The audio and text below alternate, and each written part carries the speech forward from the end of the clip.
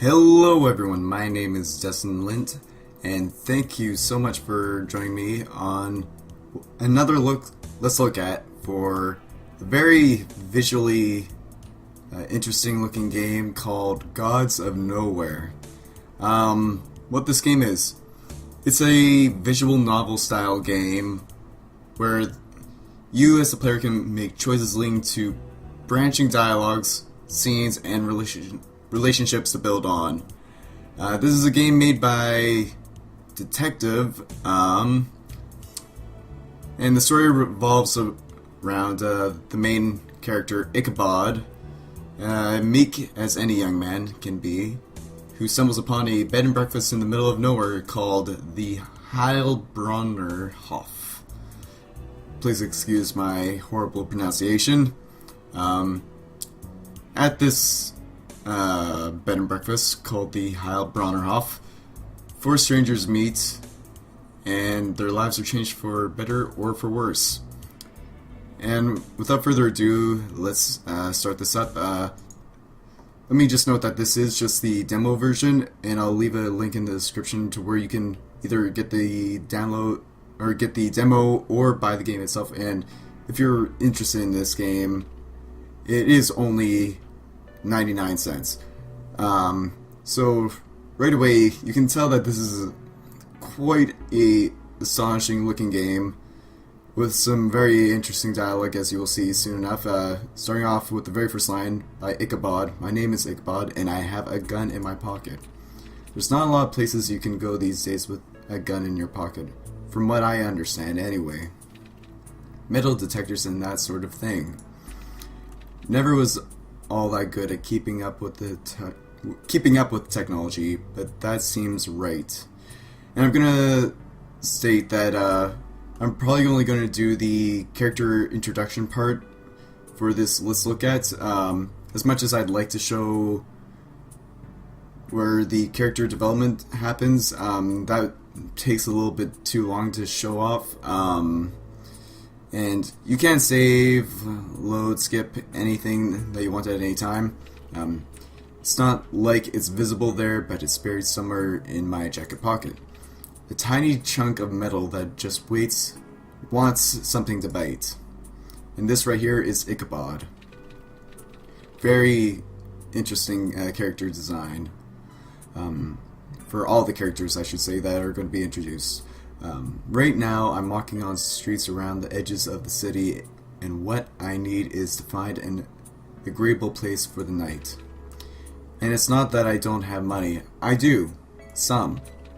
It's not a banker's fortune, but I've got a couple $100. Something around 230. If you want my best guess, in my other pocket. How long have I been walking? An hour? 2? Probably 2. Or no. 3. Yeah, 3. That works. Sounds approximate. Cold always seems to make keeping track of time more difficult. Cold makes everything more difficult, I think. But when it snows, at least it's pretty. And right now it's snowing. Makes the ungodly cold more forgivable. I've never seen snow, but there it is. Everywhere. Persistent thing. City in the snow... City in the snow in the night. It's an aesthetically nice sight. But something about the combination is off. In a good way, I guess. There's a building to my right and I stop and stare. If you were here and saw it for yourself, you'd see why. The building is... The building is its own fanciful little picture.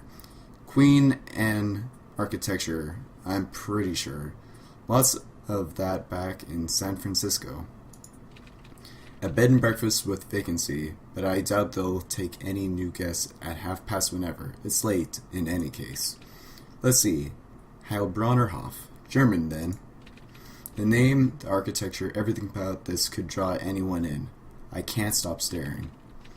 Like there were never any buildings before it. An unearthly mass of carved wood that stands on its own in our universe. Only one of its kind. Sorry, I'm getting too poetic tonight. I've got to stop that. I'm at the front door without even being able to recall stepping forward. That's a good sign of an attention-grabbing business. I look behind me, and down the sloped hill is the rest of the city dressed up in snow and night. I look back again and see a man at the counter, fireplace lit. The place is lively enough for whatever late time of night it is right now. This is the place then. I'm chalking up finding myself here half to fate and half to chance when I twist the knob and go inside. Nice to meet you, Heil Bronnerhoff. So this first person seems to be rather poetic, but has kind of a darker purpose for being here, it seems. Now we're gonna get introduced to, I forget what this guy's name is already. Circo. Well, stalking a kid's one way to spend my Christmas Eve. But let's be honest here. It's a heck of a lot more productive than sitting in front of a fireplace and gurgling eggnog until you're vomiting with family by your side. Don't ask if the vomiting would be from the nog or from the family or both. Screeching nephews, obligation to buy people cheap shit. Singing, oh fuck, the god-forsaken caroling. Just a few of my least favorites. I should make a list, check it twice, give it to Santa as a personal critique. I mean, don't get me wrong. I'm not some asshole hybrid love child of Scrooge and the Grinch. Probably sound like it right now, but no. People want to spend their holidays with friends and family and drowning in bad Christmas decorations and hot chocolate. That's their prerogative. No judgment. Well, actually, yeah, a lot of judgment. Or a little anyway. A little. It's just not my thing. Never was, and even if I went shit-bad insane one day and wanted it, never will be. I'm okay with that. I'm okay with a lot of things now. Being dead does that to you. Wouldn't mind spending the night at a favorite jazz club with a bad whiskey in my hand and a hot ginger on my shoulder, though, if we're gonna go into personal preferences. But a job's a job, and following this kid's what falls under that category tonight. If not him, then it'd be someone else. Always is. To think, though, I don't even get holiday pay for this shit. Look at the goddamn kid. Scrawny as he is bad at basic motor coordination. Christ, there he goes, stumbling over his own feet again. Maybe I should count the number of times he does that, eh? Treat myself to a new stick of sweet holiday tobacco each time. I bought peppermint flavored ones just to keep up with the season. See? I can be festive. Well, something's caught his eye. His place? Nah, some kind of bed and breakfast. Where's he staying? Who knows? I don't know. I've never seen him before, and after tonight, I'm sure enough I never will again. I'm curious, yeah, but I don't get attached. No one would in my line of work. Guy's looking around like he has no idea where he is or what to do. Come on, kiddo. Go in or keep walking. I figure I'm far enough to light a cigarette while he's standing around confused and not be seen. So I do. Feels better than usual in the middle of the 20-degree weather. How Bronnerhoff. I take it the guy's a fan of all things German and over-the-top fancy buildings. That's nice. Ah, there we go. He goes in and now it's just me, standing outside with a nice view of the city and the taste of bad medicine in my mouth. I can afford a short break, so I leaned against some railings and smoked the thing. Not like Big Boss Man's around to delegate my breaks. Soon enough, it's been a few minutes. Break's over, I guess. It's more a get it done and over motivation that draws me to walk to the front of the building and go inside after him. Less any kind of real devotion to the things I do. After this job, there's always a job after it. A light at the end of the tunnel scenario that pulls me forward to finish each job, and start the next, then the next, and the next after that. Knowing the whole time there's not really a light at the end of the tunnel is one of those bottomless pit twilight zones, things that never end. Well, let's get this done and over with. So that's Circo. Pretty interesting character. Sort of a detective for our antagonist, potential antagonist Ichabod. And now we have Trist. It's cold and quiet. So quiet. I wish just looking at a warm house made you warm too. Is there anyone inside, I wonder? The lights are on, but it's so quiet. What do you think? Hey you. And I guess this dog's name is Hey You. Arf. Trist, maybe. At this point, we might just die out here. At least that's what it feels like. I should have just warned her for doing the whole running away thing, huh? Gloves, a scarf too. And a doggy coat for you, huh? Worf. I agree. We're going to need to get in, but we make the wrong move and we're over and done with. Running away is a crime, right? I think it's a crime. It sounds like something we'd get in trouble for. And you, there's jails for dogs too, you know. They're called pounds. You know. You've been in one. Arf arf. I know, you're cold. I'm so sorry. It's my fault. Come here. There you go. See, we're both a little warmer now. Still, I think we're at an agreement, right? We need to get inside. Nice and quiet and stuff. Shh. It's okay. Let me think of a plan. We can do this, I hope. I wish there was a way to pry apart some of this lattice, but it looks too sturdy. And we don't really have any tools, so no sneaking under the house for us. Looks like marathoning Dad's MacGyver videotapes isn't going to help us in the real world. What else, though? What else? What else? Think, Trist. Arf? I know what you're thinking, and no, we walk right through the front door and they'll call the police right away. Don't look at me like that. Believe me, they will. And I'm willing to bet a pretty penny. You know, if I had some pennies on me, that Mom and Dad will just let the police have us. And who knows what then. Sorry, friend. Give me a minute. Okay, so, how about this? You probably noticed that window in the back of the house. It's low enough for me to open it. If it's unlocked anyways. Sure, we're taking a risk if someone's in there. Sure, it might not be the best plan, but it's the only plan coming for us, I think. Well, hey you. What do you think? Woof. Hey now, like I said, it's not perfect, but it's something. It's that or turn into a doxical out here, sorry. Woof. Heh. That's what I thought. Alright, let's go. We can do this. Now where was it? Ah, there. All the way in the back at the end. My hands are freezing, even after keeping them as toasty as I could in your fur. Hopefully they have enough feeling in them for me to pry open this window. Here goes nothing. Hey you. Damn it. It won't open. Okay, one more try. Oh, please open. Please open. Ouch. I probably should have told you to catch me if I fell back. Woof. True, falling on snow isn't that bad. Oh hey, look. It opened a little, so it is unlocked after all. And if nobody's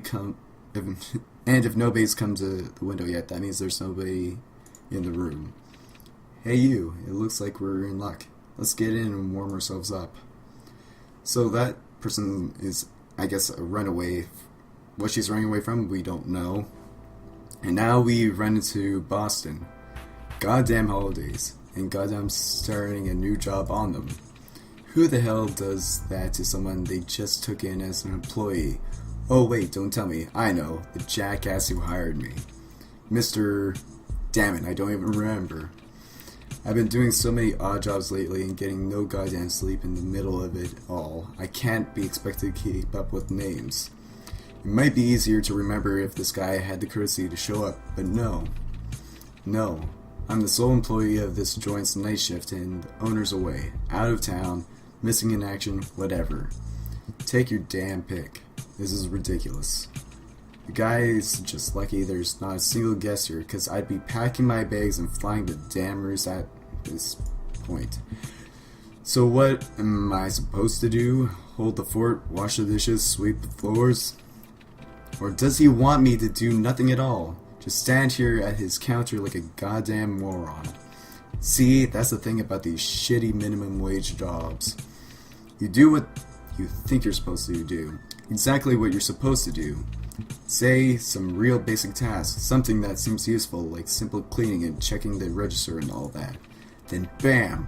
You get yelled at for doing it without being told. So the next job you start, you don't do anything at all without being told. And again, bam, you get yelled at for wasting their money and time and being a useless prick in general. Straight up just how the hell do you know what to do? Whole thing's full of so many holes and contradictions, you're fucked no matter what. Seriously, believe me, I know. I'm the crown king of shitty $7 an hour jobs, the goddamn emperor. But when you have a criminal record, you take what you can get. Money's money and a job's a job. I'm not happy with it, but I'll do it. Shoot me if I'm not gonna vent to myself in my head though.